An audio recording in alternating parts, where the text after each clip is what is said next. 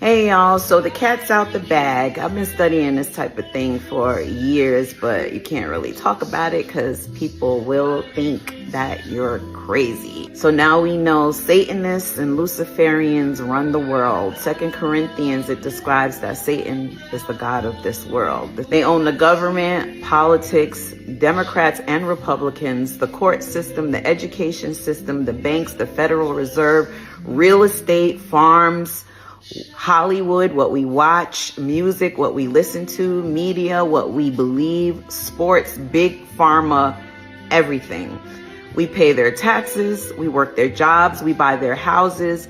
We don't own anything really, because even if we paid for a house outright, if we miss paying taxes one time, they can take the home. We've been pitted against each other like crazy forever. Black versus white, rich versus poor, men versus women, Democrats versus Republicans, Muslims against Christians. We fight over narratives that they've created to keep us divided while they're doing whatever they want. Hunting, killing, sexually assaulting, sacrificing, torturing, cannibalizing, yes, cannibalizing, and organ harvesting our children. Grooming them and over-sexualizing them, teaching them inappropriate things in school. They start wars and they tell us it's this country or that country, or it's this religion who's our enemy. And our kids go to war to defend lies.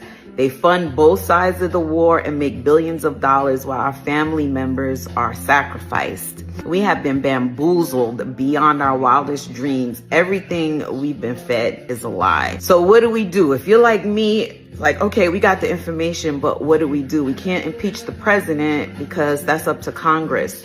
The only power we have is our dollars, our prayers, and our voices. Some people will laugh at that, but when it comes to their God, they're on their job.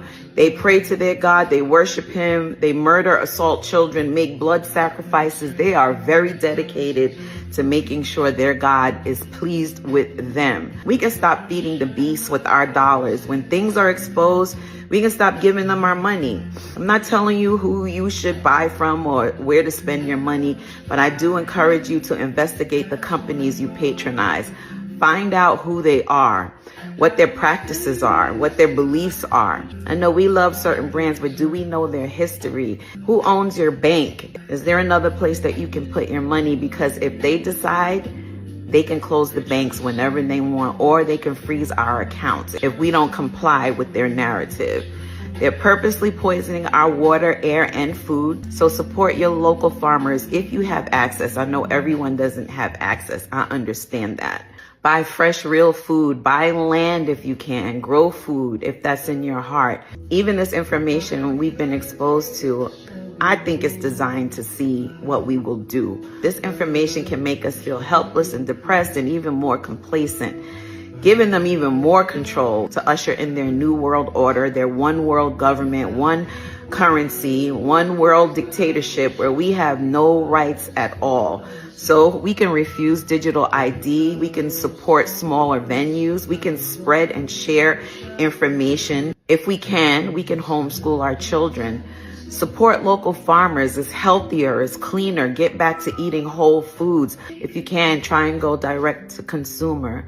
And according to Revelation, yes, we are being led to a choice, right? It talks about the mark of the beast in Revelation 13, 16 through 17. You can read it for yourself, but that's basically where this is all headed, and it's unfolding right in front of us. There'll be a time that we won't be able to buy or sell unless we take the mark. Can you imagine one world government, one religion, one currency, total dictatorship, total control? Let's do what we can. Spread information, and God bless you guys.